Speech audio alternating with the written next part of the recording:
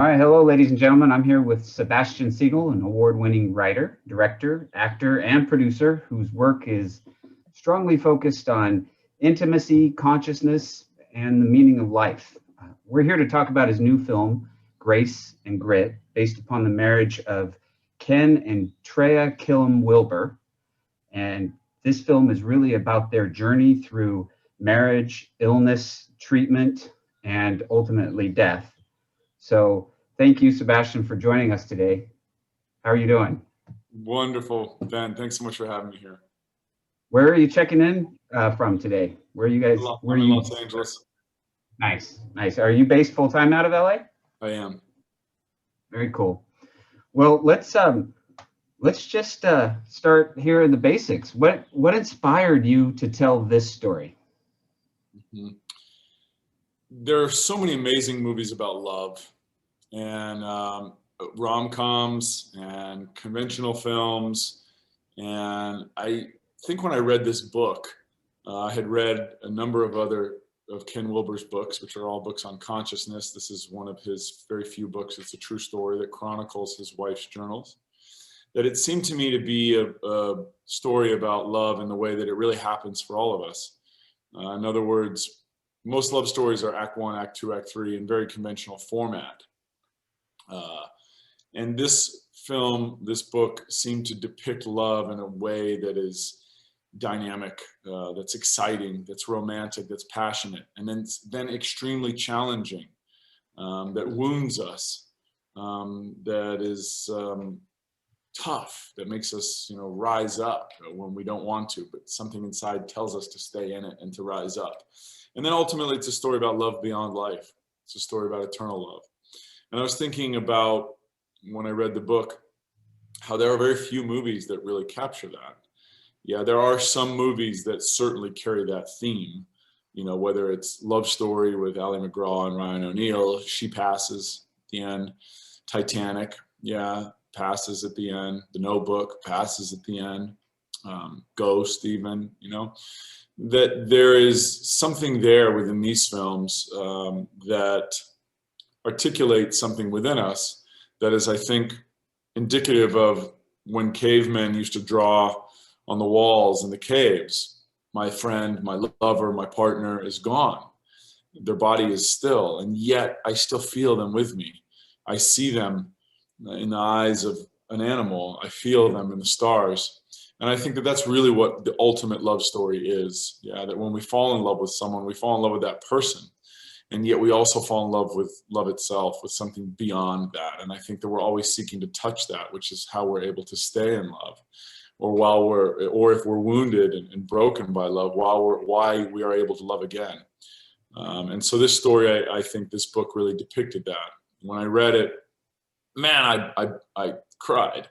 And yet I was somehow uplifted and inspired. And then I read the reviews from people around the world in a number of different languages, Japanese, German, Italian, Spanish, etc. And everyone seemed to feel the same way, that people were writing things like, this book, this story made me believe in love again. This story made me not afraid to die. This story made me want to become more, that kind of thing. And then I really started to think about, wow, was this love story so special? And that was what prompted me to want to make it into a movie, because I feel that movies are immersive, that in under 2 hours we can sit somewhere and relate to other people's experiences in a way that may even open up vistas within ourselves to allow ourselves to get excited or transform in some way.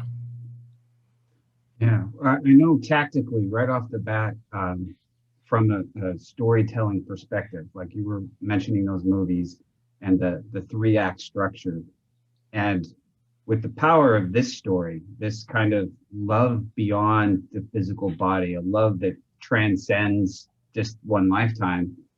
I was marveling at how quickly you needed to relay that to the audience without giving the audience time to, really, because traditionally you got these first and second acts that really builds that relationship. But to truly tell this story, you had to get to that real quick. And I really loved that first kitchen scene, which was love at first touch. I'm wondering, I guess my question is, you had to know that you were going to inform the audience of this love right off the the gate. Was that a challenge for you, or did you face that challenge in the writing of this script or more in the production portion of it? Great question. I'd like to answer it in 3 lines. One would be staying true to the book and staying true to the original story. The book's 400 pages. They fall in love in the first 20 pages or something, and it happens right away. So that's one thing, just having the integrity to honor the original book and story, which I felt that even if I was going in blind and just following that story had a certain secret sauce in it, that if I stayed true to that as a writer and adapted that accurately, that it would capture that essence. The second is that I think that's how love happens to all of us, that we meet someone and then all of a sudden something happens and we don't know that moment, but it just happens and we fall and all of a sudden we're in love, and it's just like whew, and that's why we call it falling in love. That we don't ultimately make a conscious choice, that the choice is somehow made through us, that we just fall. Yeah, and so that was another thing. And then I think also as a storyteller, as a craftsman, as a cabinet maker, if you will, I know I don't like to run top credits in any films. I feel like as a filmmaker, as an audience person, if I love the movie, I'll find out who's in it and who made it at the end. So I like to jump right in. There's no top credits in this movie. I want to know right off the bat, and in the first 2 minutes of this movie, who, what, when, where, why. And I feel that's important because I started writing and producing and directing trailers and commercials. The entire commercial or trailer might be 2 minutes or 3 minutes. I needed to get people to care for these characters within a minute. I needed to let them know all those things. And so I felt that doing that was important, for this film. And then in terms of the production of it, having a good blueprint in the writing itself, I think, allows then the director to work with that. And so because I knew I was going to be directing, in the writing of it, I was, seeing those scenes and those shots specifically. And then I think peripherally and lastly, I do a lot of prep in every area of production, from casting to, prepping with actors, to set design, to costumes, to lighting, to lens testing, to locations, etc. And then even in the writing process, I go about it the same way. I do an enormous amount of research. And when I was prepping for this film, Ben, when I was writing, when I was adapting the screenplay, in 1 month I watched 2 love stories a night, right? So for 30 nights, I watched 60 love stories.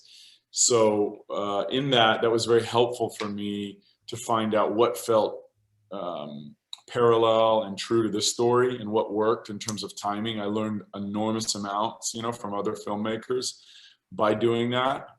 I will say though that because it's a love story, that most of my friends who were men would say, well, what are you doing tonight? And I'd say, well, at 6 o'clock, we're going to watch Titanic. And then we're going to have dinner at 9. And then at 10 o'clock, we're going to watch Ghost. They would know. They said, what are you doing tomorrow? I said, well, tomorrow at 6 o'clock, we're going to watch Rust and Bone. And then at 9 o'clock, we're going to watch The Notebook. And they said, no, you know what I mean? But all my friends who were women became so much closer with me. Yeah. Right. So I think success modeling, and referencing other artworks that are, comparable in some way, will lend itself subconsciously to the extrapolation of a screenplay, during the writing process. I find that valuable for myself and whenever I'm writing a screenplay. Very cool.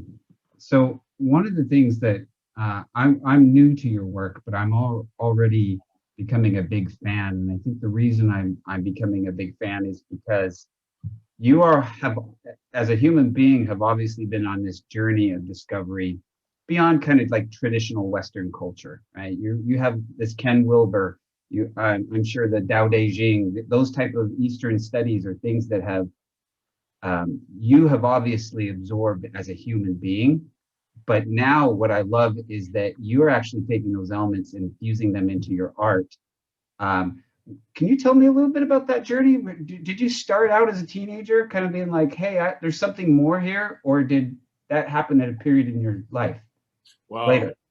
Thanks so much for offering that up, for seeing that too, for pointing that out. And that's probably pertinent. It's probably relevant to why I made this film on a subconscious level, now that you say it.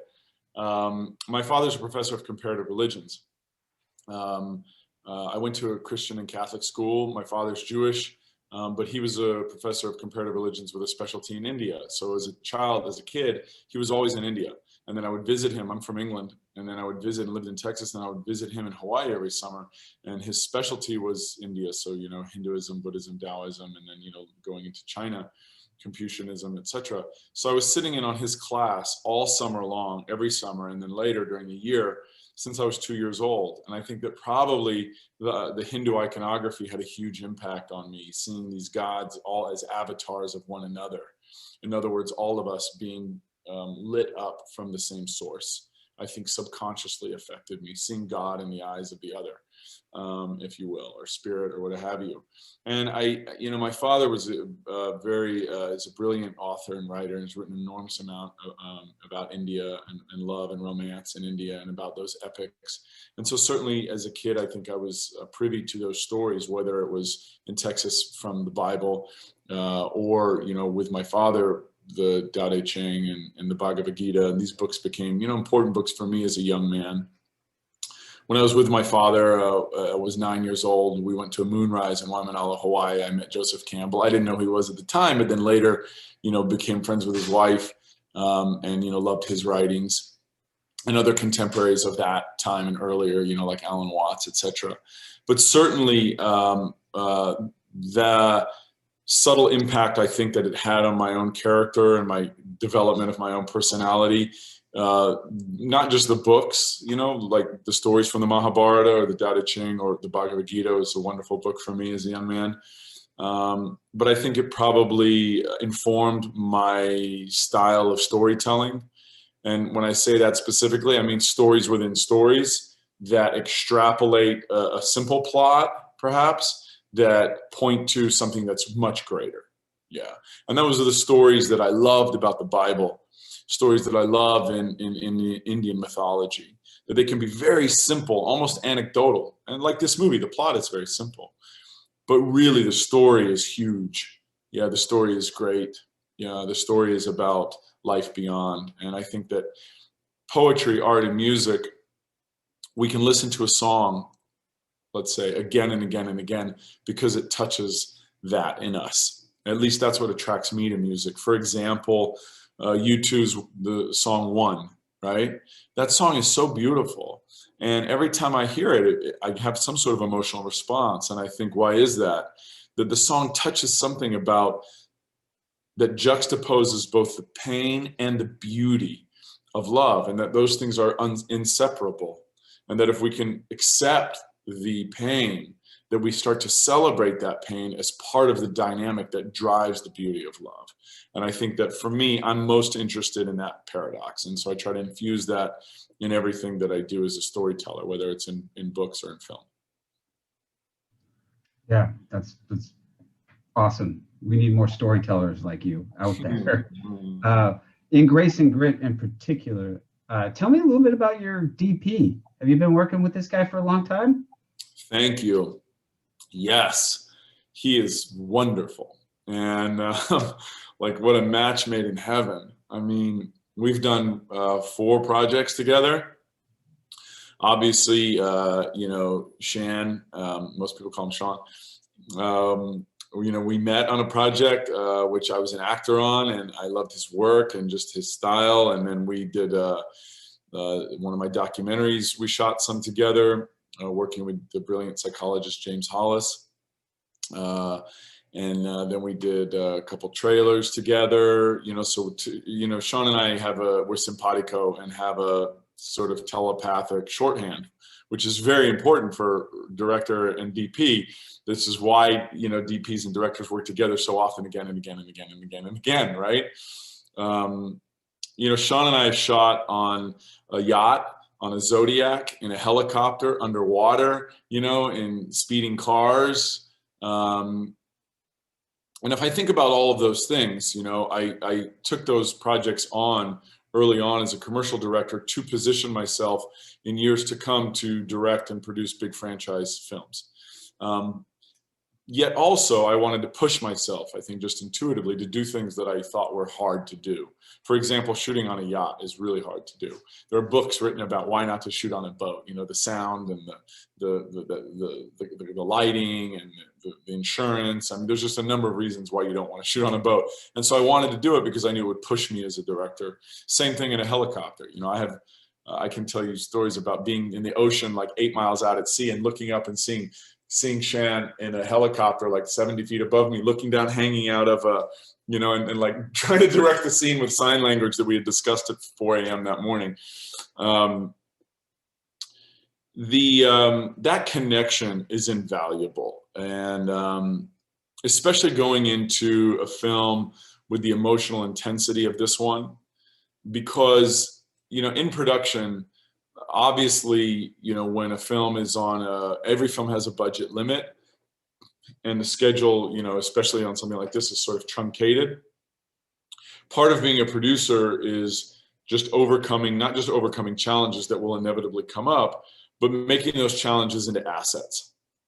And so if a director and a DP have worked together a number of times, there's a quick way to say, oh, look at this, you know, there's a fire, there's a storm, or we're missing an actor, or there's something happening here. We immediately know already, in very few words, you know, how to see and perceive things together as a team. Sean is also a cinephile and a great student of film. And the use of light in this film, you have this man and woman on screen, and yet the love is between them, and yet the story is really about the moon and the stars, right? So the moon and the stars need to be in the dialogue, and they need to be in the light and in the music. So in terms of the DP, lighting is a character in the film, right? So everywhere we go, you know, I trust him enormously, and he also knows exactly what I want and exactly my style, because we spent so much time in prep. So that by the time we get to a place, he'll say, hey, Sebastian, check this out. What do you think? You know, and I'll say, oh, man, I love this. Yeah.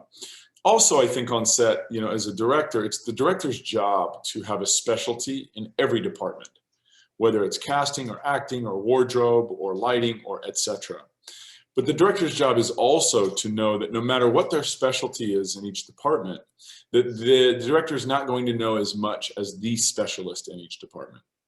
And so my job as director is to really discuss and explore costuming, production design, locations, but to then also trust that the person, in this case, let's say DP, really knows lighting better than I do, right? That I have a selection of, you know, and I'm always looking to learn from those individuals, whether it's actors or grip or everything, every aspect, right? Scripty, everything. So, you know, when it comes to prep, for instance, with my DP, we do, you know, many days, 4 or 5 days of lens prep. So that looks like, you know, we're in a room with, like, you know, lenses around all the walls, etc. And we're evaluating what camera to use and why. I wanted this to be very real. I wanted to feel in this sort of Terrence Malick-esque way. I wanted to be very intimate. I wanted to be up very in close. So we're using a lot of wide angle lenses. We ended up using lenses that are comparable to the lenses that Malick used on the Tree of Life. And Sean and I watched a number of movies and discussed them all in depth, you know, before going into this, you know, really talking about styles and visuals. And then we did about 100 to up to 200 miles a day in location scouting with our team of, you know, location scouting. And then Sean and I ride together, and that gives us a chance, just hours and hours and hours to discuss stuff. And then when we go into a house, you know, I'll feel something out and say, this is it, you know, this is for sure, this is it, I feel this. And then he'll say the same thing. I'll say, hey, what do you think about this? You know, this really speaks to me in the light. And I'll say, ah, yes. And then we'll hash stuff out. You know, and we really design each shot. And then leading up, just going into, you know, days before, I like to do everything just from a sort of craftsman way off of a hard copy script. So I write extensive notes. So I'm writing notes about lenses. I'm writing notes about, you know, frames per second. I'm writing extensive notes going in so that I know that, you know, I want the audience to be in this world. You know, we're shooting, you know, standard, let's say on a 20.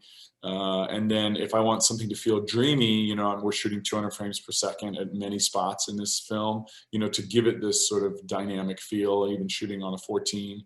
So then leading right up into, I'll put a button on it here, with leading right up into production, right before we go, we did, I think, 3 days at my house from 8 a.m. until 10 p.m., 11 p.m., just me, my DP, Sean, and my AD, Gus.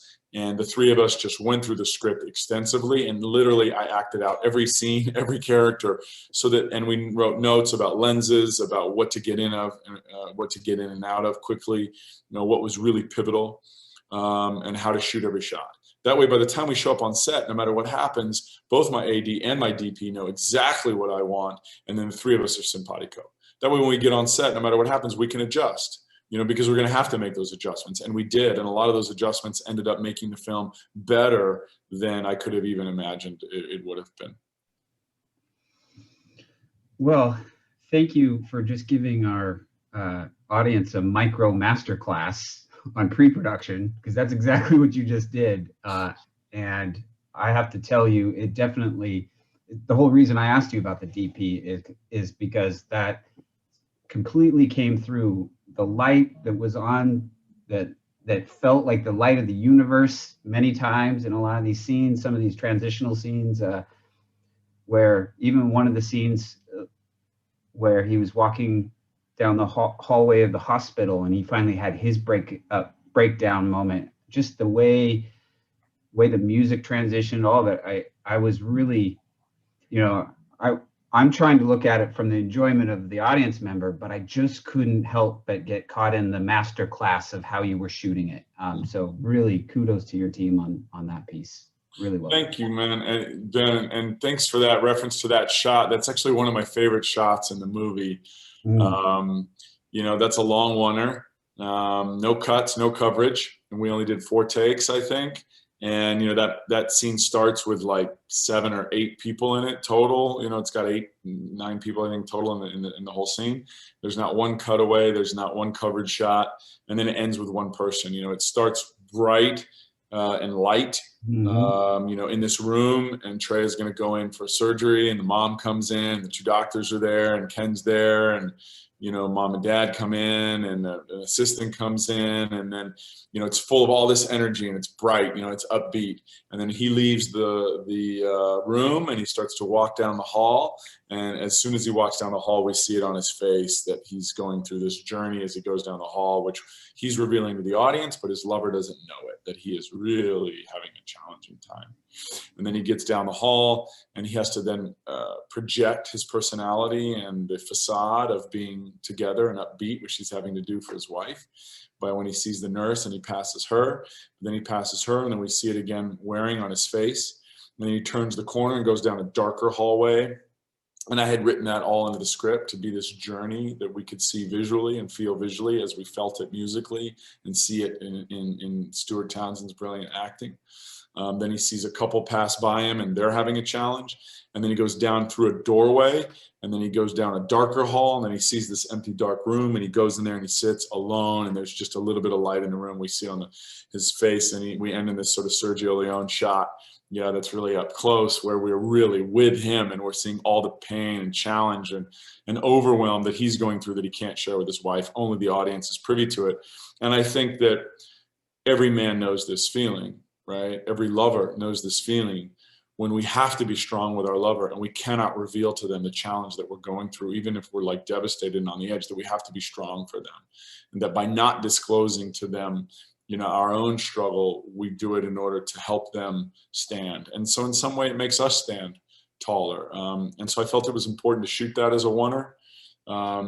Furthermore, Frances Fisher had to fly back to shoot Watchmen after that, and she had told me, you know, I need to get out by like 3 o'clock or something. We had her, she had to get on a plane to Atlanta, and I said, Frances, I'm going to have you out before 2. We got her out by before 12:30. So, but I had written that originally as a oneer, and that was an exciting shot for me. So thank you. I suppose I wanted to,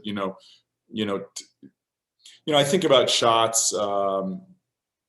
There's in a lot of movies, you know, with great directors, there's a lot of shots that show off the ability of a filmmaker.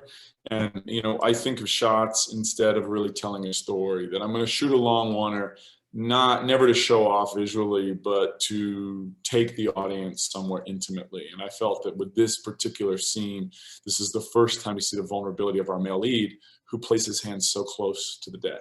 He doesn't show anything to the world. And that's how Ken Wilber was at the time.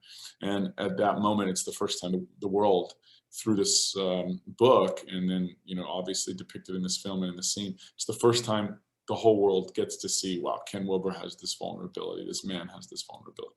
So thank you for that.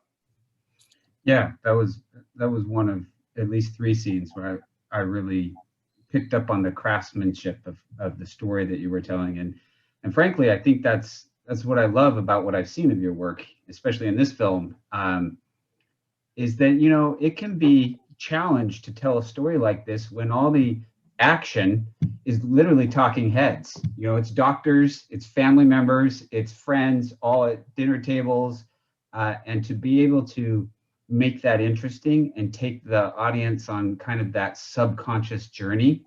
It goes back to what you said during your micro masterclass. That preparation and all that work is what manifests into a deeper soul of a film, for lack of better terms. So I think the audience needs to know that this is the type of story that you're a storyteller that you are. So congratulations. You know, I appreciate that. And I think also I love what you said about the, you know, the internal journey, because, you know, even when I was, you know, learning as a commercial director, writer, producer, that it doesn't matter how big the car chase is, especially now, because we can, for 30 seconds on YouTube, we can see the most amazing car chase ever. We can see, you know, people jumping out of helicopters, doing stuff that is just visually amazing, and amazing what human beings can do. It doesn't matter how big the explosion is. It doesn't matter, you know, how deep under the water we are. Not anymore. You know, those shots used to be expensive as little as 10 or 20 years ago, 8 years ago or something. You know, the iPhone came out, 12 years ago or something like this, right? 13 years ago. So more and more, it matters how do we get emotionally attached to the characters.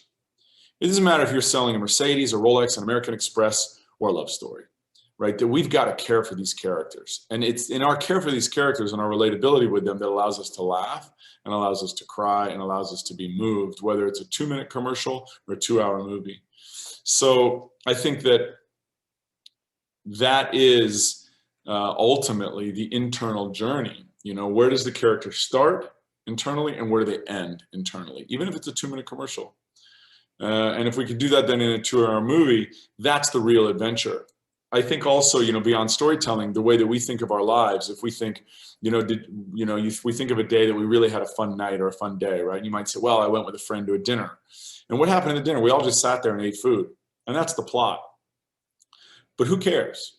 What happened was that somebody said something and it caused us to respond in a certain way, to offer up information about ourselves that made us think a little differently or feel a little differently. And then we said, oh, that was so fun at that dinner or at that party or that whatever the thing was, or during that walk or during that hike or whatever the thing was.